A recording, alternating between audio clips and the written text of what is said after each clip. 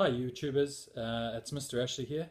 It's been a long time since I made a video, so this is more of a toy than the last videos that I made. So what we're going to be building today is an outrigger canoe. And with this outrigger canoe you can put it in a stream or a puddle, a gutter, and watch it sail its way along. It's pretty easy, pretty simple, made from most items that you'd find anywhere. It's really cheap to build. Some of the stuff that you can use to make, especially the hull, you can get from the bush, especially in New Zealand. One of the primary ingredients of this build is going to be the flowering stalk of a flax bush. We have a lot of these in New Zealand, so if you're a Kiwi kid, you know what this is, okay? And all we're going to be using of that flax stalk is these two pieces. There are some other things that are involved. Now I've got a bamboo skewer here, and that's going to act as our mast. And I've got also this piece of like plastic material. Now you could use a normal piece like a rag, an old bandana. You only need a small piece like that because we're going to cut that down into the triangular traditional Pacific Island style claw shape sail. I'm a New Zealander, so I've seen a lot of these sails because we're a Pacific Island nation. But if you're not familiar with that, think of the movie Moana and the outrigger canoe, and you'll know what I mean once we're finished. So let's get into it. The first two things that you're going to need, the first two important things you're going to need is, well, you're probably going to, if you're a young person, you're going to probably need an adult, because you're going to need, one of the things that we need to use is a craft knife. And that's basically to get these two hull pieces into their shape. The other thing that you're going to be using is super glue, okay? Super glue and a little piece of string, okay? The string is just for purely aesthetic purposes, but you'll see why later. Now, like I said, if you're a young person, you're probably going to need a parent, because they're going to have to be chopping this down into the right shape. So really what we want to do is and I'm going to try and get this in view for you, but we want to try and slice this so it's perfectly in half. And then we'll move into the next step. So back again. Sorry, you can only see my chest, but you need to be able to see what's on the board. Now, for those of you playing the home game, I'm doing it on my kitchen bench, and because I'm using a craft knife, I don't want to scratch my kitchen bench. And this is good for you kids to know too, if you're working with mum or dad, and dad's as irresponsible as Mr. Ashley is. Get a normal chopping board, like I've got here, stick that on the bench, and then put just an old piece of cardboard on top of the bench, so that you don't wreck mum's good chopping board or her bench, because she will kill you. Now, we want to try and get, now this is like I said, we want a parent to do this. Now with flax, okay, Kiwi kids, go with the grain of the flax, okay? Take your time, okay? Cut away from yourself. That's really, really important. I cannot stress that enough, because all it takes is for the material to break and you to flick out and cut yourself. Obviously, you're using a parent's help at home though. So now we've got this piece here. Now this is the bit that we want. This is going to be the main hull of our outrigger canoe. Okay, and what we want to try and do is, because we want to get these to go in like a direction that we will, sail the direction we want it to, and have not very much resistance against the water, we want to try and give it somewhat of a point. Okay, it doesn't need to be anything too flash. Every now and then, like I'll do it just to show you here. I'm not trying to make a hard point. Okay, it's not meant to be a spear, but it is trying to be, big word for the day, hydrodynamic. Okay, and that's what I'm aiming for. So I'm going to do the exact same to the other side. Now, once you've done this one, you want to essentially do the same thing to your other piece. Okay, now you can either use the other half that you've cut off, okay, or if you've got a smaller section, that's just as good. Okay, it's good to have a backup piece of a similar thickness. Okay, but essentially, these are going to be my two outrigger canoe portions. Now, with this one, I'm going to cut it in half again. if you've ever seen, now clear the fingers before I start cutting and just gently push from the back. Okay, remember, cut away from yourself. That's real important. Can't stress that enough. Now see, I've got my beautiful outrigger piece there. Now what I want to try and do is just gently cut a flat spot on the top. Okay, I know I'm doing something naughty here and cutting toward myself, but if you've got a parent, that's, you know, at least they'll be more responsible than me. Now, I'm trying to do the same thing again. Just, oh, that's a bit better. That's better. Now, if you do make a sharp point on it, just break the sharp point off, because if under parent supervision you're playing with this in a wet area like a creek or the gutter or something like that, and you're floating it down to someone, the last thing you want to do is have a sharp pointy bit and your friend goes to catch it, or your brother or your sister or whatever, and they impale their hand on your outrigger canoe. That's not a good look. So if you've got it, if it's quite sharp, just press it, because with flax you can do this. The alternative material that I would use for this, if you don't have flax in your area, is balsa. Okay, little balsa dowel. If you're able to get that, but yeah, just flatten the points off, because you don't want a sharp point on there. It's unnecessary. All we're trying to do is make it streamline, is the best way to say it. Now, so I've got my two hull parts. That's the easy bits over. Okay, what I want to do now is I'm going to just make a hollow piece in here. Okay, I'm going to hollow my canoe out. Okay, just like a normal canoe would be, where the people sit, there's going to be a hollow piece. So I'm going to stop the video for now, and I'll come back once I've hollowed this video. Hollowed my hull out. Okay, so if you're playing the home game, you can see here that I've just hollowed. Oh, whoopsie, sorry. I've just hollowed out the inside. Okay, it's quite deep, and that's theoretically where the people would sit if they were in this canoe. Now, it's more of for an aesthetic thing as well. You don't have to put this in here. I just like to put it in here. One of the other reasons why is when we put the mast for our sail, which is going to be our skewer, it'll actually be able to sit a lot better inside the hull, if that makes sense. Now, the other piece I've got here, and this is the bit we're actually just we're gonna start gluing now. But this piece here, this is quite an important piece. This is where you can see I've drilled a hole in there. So this is another thing that a parent can do for you. This is a piece of bamboo, just a tiny sliver of bamboo, and the mast is going to slot into there. Okay, so I'm going to orientate my mast this way, so you can see there. And if I just show you, my mast will just sit in there like that. Makes sense? Okay, so that's what that hole's for. Now, if you don't have bamboo where you're living, in the past I've used just an ordinary popsicle stick. I didn't have any popsicle sticks lying around today, so I used a piece of bamboo. And the reason I did that also is because it costs less money. I don't have to go out and buy popsicles, which would be nice, but I didn't feel that way inclined today. So what I'm going to be using is Sally's Quick Fix. Okay, I quite like this glue because it's got a flat bottom. Normally, if dads will know this, mums as well, you buy your super glue and it runs out really quickly because it's in one of those rolly uppy tube things, and by the time you get to come back to it for something else, the glue's all gone dry on the inside and it's no longer usable, which is the bane of Mr. Ashley's existence, because I love super glue. I use it for a lot of things. But as you can see there, I've just glued it on in. Okay, so I've already decided, like where I made the hull, I made this bit a bit longer at the back, and you'll see why that is later.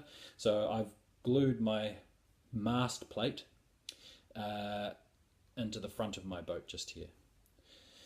Okay, now I'm going to come back in 1 second. Hi YouTubers, back again. Sorry, just a quick change of location. Now the next part we need to do is we want to join our outrigger onto our main hull. So you can see here, that's my two pieces there, and that's what I've got our bamboo skewers for. I love bamboo skewers. They're one of my favorite materials to work with. You can use them for lots of different things. Now, before I get too carried away talking about how lovely bamboo skewers are, what we want to try and do is you want to try and, okay, I'm using a pair of side cutters for this, or a Leatherman. Some of you dads will be familiar with this tool. Fantastic Father's Day present, I might add. Now, so that's how big I've cut it. Yours will vary depending on how big you want the space between your outriggers. You know, don't make it huge. You don't want to use a whole bamboo skewer. Be sensible about it. But you do want them to be symmetrical. Okay, so obviously the easiest thing to do is line it up with your other bamboo skewer. Match them up. Now, there I go. So my first piece there, I'm going to line it up with my plate from the mast and just gently tack that on there. Okay, so it's like that. And I want to attach the second one on before I even attach it to the outrigger. Now you want to try and get it as relatively straight as possible. Okay. Now if you're not familiar with an outrigger, outriggers are designed this way as a sea-going ship that has a very shallow hull, and the outrigger is there basically to stabilize the boat and stop it from capsizing with this massive sail that they have on there. They are fantastic boats, and when I mean fantastic, I like them because they're just so beautiful. They're one of the traditional craft of the Pacific Islands. Most Pacific, well, pretty much all Pacific Island nations, even Micronesian nations and Melanesian nations, all sailed around the islands using these kind of open hull canoes, outrigger canoes. There you go. So I've got my outrigger form there. So that's what I'm starting with. You could take this now and go play with it in the stream as it is, but we're going to add the sail onto it, and on a windy day you can just put it in the water in a puddle. Done these in the school pool, and you watch them sail along the school pool. So this is where we get into the sail part. Now with the sail, we're aiming for this to be relatively in a triangle. So if you've got a pen handy, that would be excellent to use. I'm going to freestyle it. And what we're aiming for, okay, I'm going to start from the corner. And what we're aiming for is what's called the crab claw pattern, or the crab claw style of sail. Now it's kind of a rounded shape. I'm going to go back the other way.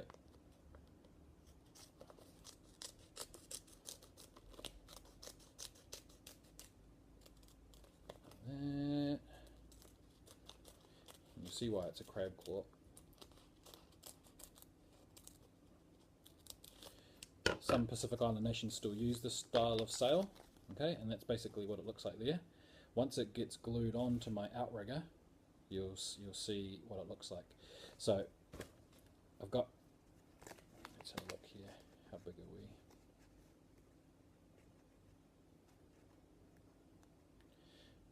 Okay.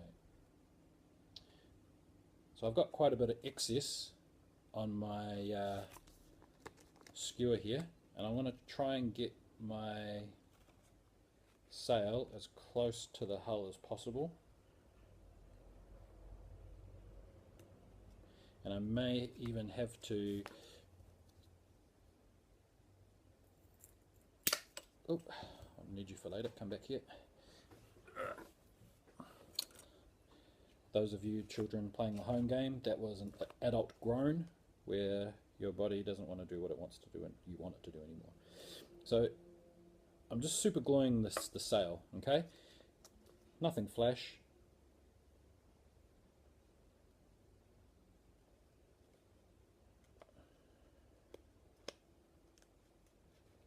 Now this is the bit where you've got to be careful, otherwise, like I just did then, you're going to end up with a a sail decoratively glued onto your fingers.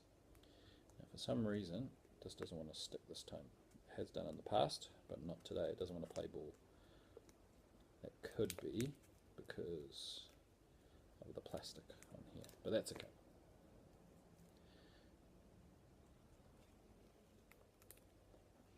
There we go. It might take a little while for it to set and dry. So, it does look a bit flimsy at the moment. Hang in there, don't worry. We're getting there. So, the next part is you want to, this is, in sailing, this is your boom, okay?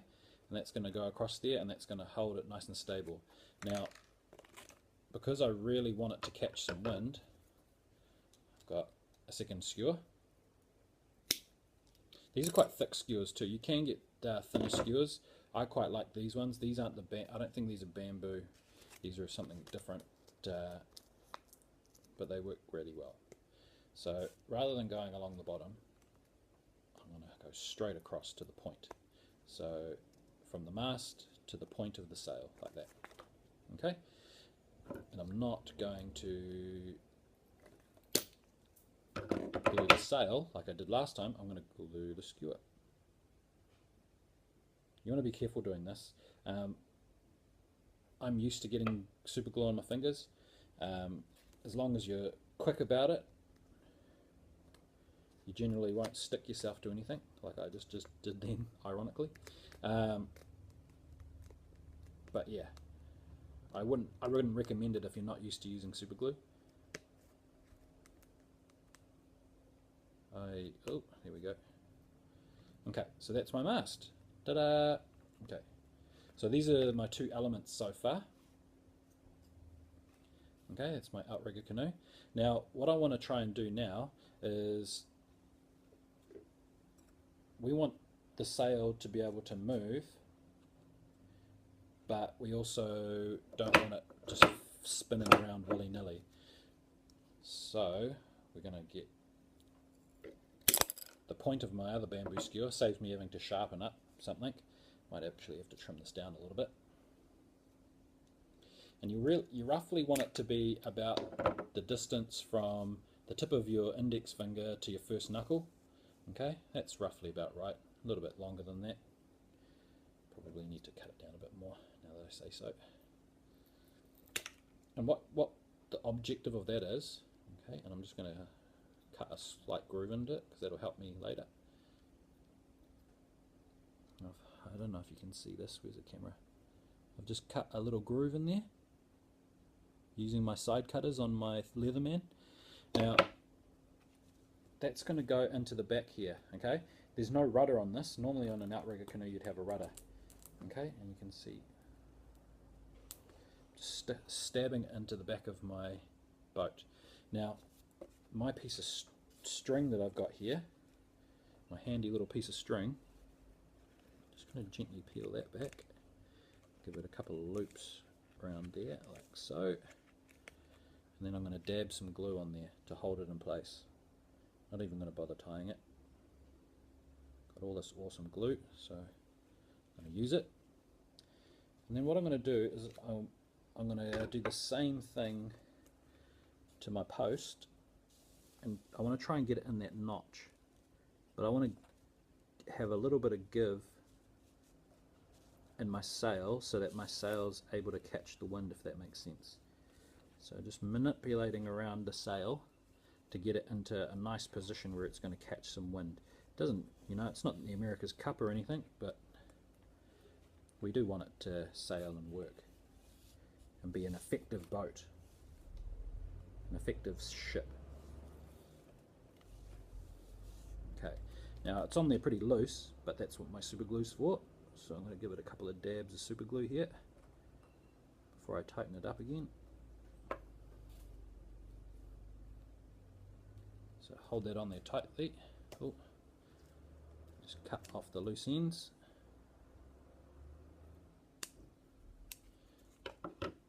Okay. Now, I don't want to glue in this bit here. Sometimes I would, okay, but I'm actually not going to. Now, because it's glued onto here and to here, if that falls out, it's not going to go anywhere. That way I can lie it down safely in a box and it's not going to get squashed or crushed or broken. But also it means that it can swivel around and catch the wind. So if the wind changes, it can swing back on itself. So this is essentially my little outrigger canoe toy. Okay, pretty simple to make. Heaps of fun. What I might do is I'll head down to my local stream and I'll put it in the stream and I'll show you what it looks like going down the stream. Thanks for watching. If you like this build, I'm going to start posting a lot more.